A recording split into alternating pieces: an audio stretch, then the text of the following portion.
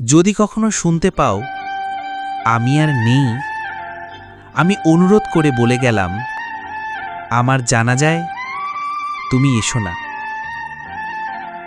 আমি চাই না সাদা কাপড়ে জড়ানো আমার লাশটা তুমি দেখো।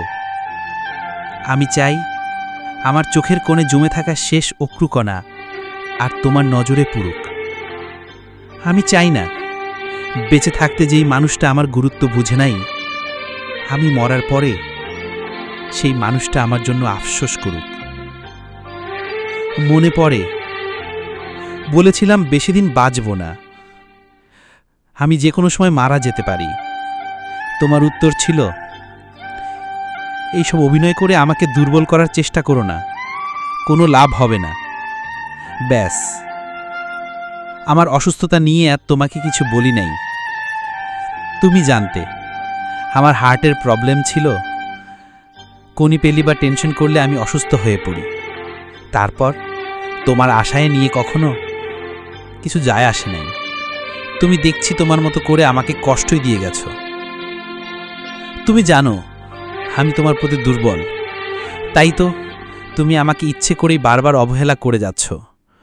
আমি কিছুই বলতে পারি না, কারণ তোমাকে হারানোর ভয় সাজে সব সময় কাজ করে।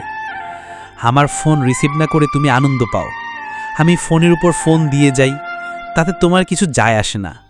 তুমি ফোনটা সাইলেন্ট করে আবার ঘুরিয়ে পড়ো। আমাকে অবহেলা করতে তোমার একটু আটকায় না। এমনকি তুমি এটাও ভাবো না যে আমি তোমার কথায় কষ্ট পেলাম কি পেলাম না। আচ্ছা, সবসময় কি একই রকম চলবে? না, সবসময় একই রকম চলবে না। তোমার পিছনে পড়ে থাকা ছেলেটাও একদিন বদলে যাবে। তোমাকে আর মেসেজ করবে না, কল দিবে না, এমনকি আমার ফোনের তোমার নাম্বারটা পর্যন্ত খুঁজে পাওয়া যাবে না। আমাকে অসংখ্য অজুহাত সেজিয়ে দূরে সরিয়ে রাখো। দেখবে এমন এক সময় আসার যখন তুমি একটা বার হ্যালো বলার মতো সুযোগটাও পারে না। প্রত্যেকটা মানুষের জীবনে একটা করে সুযোগ আসুক। তোমার সুযোগ ছিল আমাকে ভালোবেসে বুকে জড়িয়ে রাখার, আর আমার সুযোগ ছিল তোমার প্রচণ্ড কষ্টের হাত থেকে বেরিয়ে যাওয়ার। আমি কিন্তু আমার সুযোগটা কাজে লাগাচ্ছি, আর তুমি জীবননায়ক ফাঁকা মাঠে হেরে যাচ্ছ। এই যুগে সত্যিকারের ভালোবাসার মানুষের খুবই অভাব। তাই যদি সত্যিকারের ভালোবাসার মানুষটাকে পেয়ে যাও, তাকে অবহেলা করো না, ভালোবেসে বুকে জড়িয়ে রাখো। তানজির। ভালো। বন্যা খেয়াল করল তানবীর বারবার আধ চোখে তার দিকেই তাকাচ্ছে। সে লজ্জায় আরেকটু গুটিয়ে গেল। বন্যা কাপা কণ্ঠে আবার বললেন, কেন এসেছে বলেছেন? তানপুরিনী সহজসুদি দেখাতো কথা। ও, তাহলে দেখা শেষ হলে আমি আসি বলেই বন্যা বসা থেকে উঠে এক কোণায় সামনে বাড়ানোর হঠাৎ তানবীর তার এক হাত ধরে টান দিলেন। বন্যা পিছনে ফিরে দেখলেন তানজিৎ তার বাঁ হাত ধরে নিচে হাঁটু গেড়ে বসে আছে। বন্যা অবাক লোচনে তানবীরকে দেখায়। হঠাৎ তানবীরের নিষাদ কণ্ঠের বাণী শুনে বন্যা হতভঙ্গ হয়ে গেল। তানবীর বললেন, বন্যা, তোমাকে আজ কতটা সুন্দর লাগছে তা কি তুমি জানো? মনে হচ্ছে এই আগুন ভরা ফাগুনে আমার সামনে এক হলুদিয়া পাখি দাঁড়িয়ে আছে। যতবার তোমাকে দেখি আমার হৃৎস্পন্দন বেড়ে যায়। এমন এত কখনো হয় না অন্য কাউকে দেখার পরে।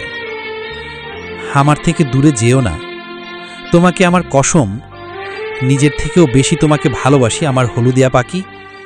একটিবার কবুল করে দেখো, ছেড়ে যাব না কখনো।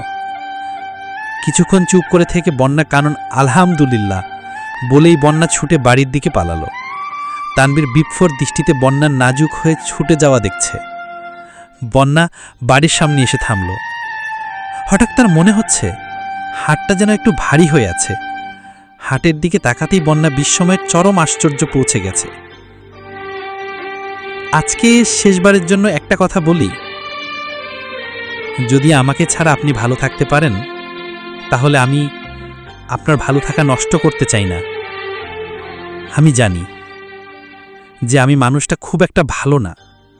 একটা কথা হয়তো ভালো করেই জানেন যে আমি আপনাকে কতটা ভালোবাসি। কোনোদিনও ভাবিনি যে আপনি এইভাবে আমাকে পর করে দিবেন। আমি তো আপনার কাছে কিছু চাইনি, শুধু চেয়েছি আপনার ভালোবাসা। এত কিছুর পরও যদি আমাকে আপনার ভালো না লাগলে তাহলে আর কিছু বলার নেই। আর লাগবেই বা কীভাবে? আমি তো ভালো না, খারাপ, তাই হয়তো আমার সাথে এমন।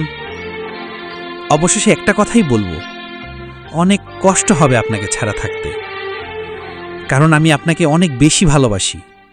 জানি কথাগুলো বিশ্বাস হবে না, তাও বললাম, মন চাইলে ফিরে আইসেন। আমি সারা জীবন আপনার জন্য অপেক্ষায় থাকব।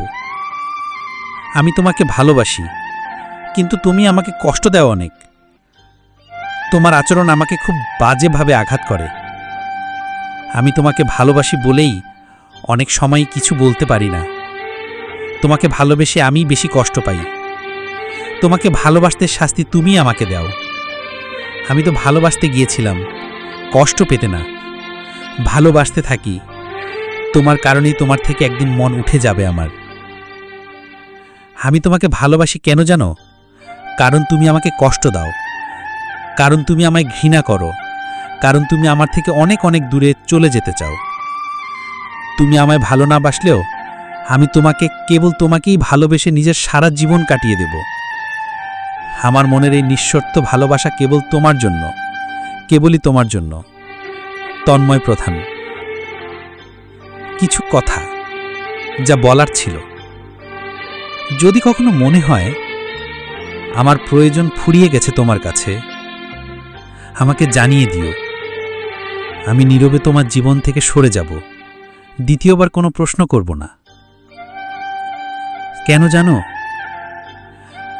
কারণ তুমি যখন হাসো তখন আমার মনটাও তার অজান্তেই হেসে ফেলে। তুমি যখন কষ্ট পাও তখন আমার চোখ দুটো তার অজান্তেই কেঁদে ফেলে। আমায় নিয়ে চিন্তা করো না, অথবা ভয় পেও না। কখনো তোমার সুখের মাঝে কাটা হয়ে থাকব না, কখনো তোমার দুশ্চিন্তার কারণ হব না। সারা জীবন তোমার মুখে সুখের হাসি দেখতে চেয়েছিলাম। আমার বুকে না হলেও অন্যের বুকে সে সুখ খুঁজে নিও। ভালো থেকো। তুই আমার মনে খুব কষ্ট দিলা। তুমি এই তবে কথা বলছো কেন? আমার ভালো লাগছে না। তুই খুব বাজেভাবে কথা বলিস। তুই বলার আগে ভাবিস সামনের লোক কি ভাবে। এরকম কিছু কথা অহরহতে পাওয়া যায়, কখনো ঘরের লোকেদের কাছে, কখনো বন্ধু বা কিংবা কোনো ভালোবাসার মানুষের কাছে। কিছু কথা এত বেশি খারাপ লাগে যে অনেক সময় লেগে যায় সেটা আবার ঠিক করতে। কিন্তু কেউ ভাবে না যে এই মানুষটা কখনো একটা জোর গলায় কথা বলে না, সে এত কঠোর কেন হয়ে যায়। কারণ হলো সেই সব পরিস্থিতি যেটা সহ্য করা হয়েছে, সেই সব চাপা কথা যেটা কখনো কোনো মর্যাদা পায়নি, সেই সব ব্যাধি যার উপচার কম প্রচার বেশি হয়েছে, সেই সব জায়গা যেখানে ভেঙে পড়ার পরেও কেউ হাত বাড়িয়ে সামনে আসেনি। একটা মানুষ চাইলে সবকিছু করতে পারে, কিন্তু সেই মানুষটা যদি তার মনটা একবার কাউকে দিয়ে দেয়, সেই মনটা সে চাইলেও আর ফিরিয়ে আনতে পারে না। ভালোবাসার মানুষ যতই আঘাত করুক না কেন, সে আঘাতের বিপরীতে তাকে আঘাত করা যায় না। কেন যায় না? এই প্রশ্নের উত্তরটা কেউ চাইলেও ভাষা দিয়ে প্রকাশ করতে পারবে না। যাকে মন দিয়ে ভালোবাসা যায় তার সকল দোষ ক্ষমা করা যায়, তার সকল আদেশ মান্য করা যায়, তার সকল চাওয়া পূরণ করতে নিজের জীবন বিলিয়ে দেওয়া যায়। কিন্তু সে যে অন্যের কারো হবে এটা মেনে নেওয়া যায় না। কারণ ভালোবাসার মানুষের জন্য যাই কিছু করা হয় শুধু তাকে পাওয়ার জন্যই করা হয়। যে ব্যক্তি ভালোবাসার প্রদীপ নিজের ঘরে জ্বালানোর জন্য যত্ন সহকারে তৈরি করে, সময়ের খেলা যখন সেই প্রদীপ অন্যের ঘরে জ্বলে ওঠে, আহ, অসহায় সেই ব্যক্তি তখন দূর থেকে ওই প্রদীপের আলো কল্পনাতে দেখতে থাকে আর নিজেকে অন্ধকারে ডুবিয়ে রাখে। আমার জীবন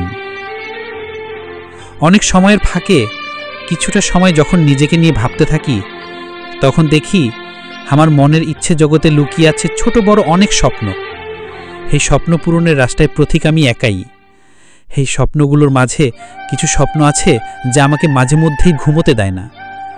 অতীতের কিছু ভুলের কারণে অনেক রকমের কটু কথা এখনও আমার স্বপ্ন পূরণের রাস্তায় বাধা হয়ে দাঁড়ায়। এই কটু কথাগুলোকে না শুনে পথ চলতে যদিও কঠিন, তবুও পথ চলতে হয়। যদি কোনো কথা মনকে কষ্ট দেয় তাহলে সেই কষ্টে হাসি নামক ঔষধ লাগাতে হয়। হয়তো এই হাসিটা তাদের কাছে নিজেকে লজ্জাহীন বলে প্রকাশ করবে, তবুও হাসতে হবে। কারণ জীবনটাও আমার, স্বপ্নটাও আমার। আমার কষ্টে কেউ কষ্ট পাবে না, আমার স্বপ্ন ভেঙে গেলে কেউ ফিরেও দেখবে না। এত কিছুর মাঝে অন্তত এইটুকু বুঝেছি, জীবনে ভেঙে পড়া মানুষগুলো যদি আবার উঠে দাঁড়াতে চায়, তাহলে তাকে অন্ধের মতো সামনে পিছনে কিছু না দেখে, কালের মতো কিছু না শুনে, বোবার মতো কিছু না বলে সামনে এগিয়ে যেতে হবে। এটাই জীবন। আপনার পিছনে কেউ বাজে কথা বলে 3টি কারণে। যখন তারা আপনার অবস্থায় পৌঁছাতে পারে না, আপনার যা আছে তাদের সেগুলো নেই, তারা আপনার মতো হতে চায় কিন্তু পারে না। আজকাল কথা কম করতেই বেশি ভালো লাগে, কারণ আমি জানি কথা বোঝার মতো মানুষের সংখ্যা খুবই কম, কিন্তু আঘাত করার মানুষের সংখ্যা অনেক বেশি। কিছু মানুষ আপনাকে ঠিক ততটুকুই ভালোবাসবে যতটুকু আপনাকে সে ব্যবহার করতে পারবে।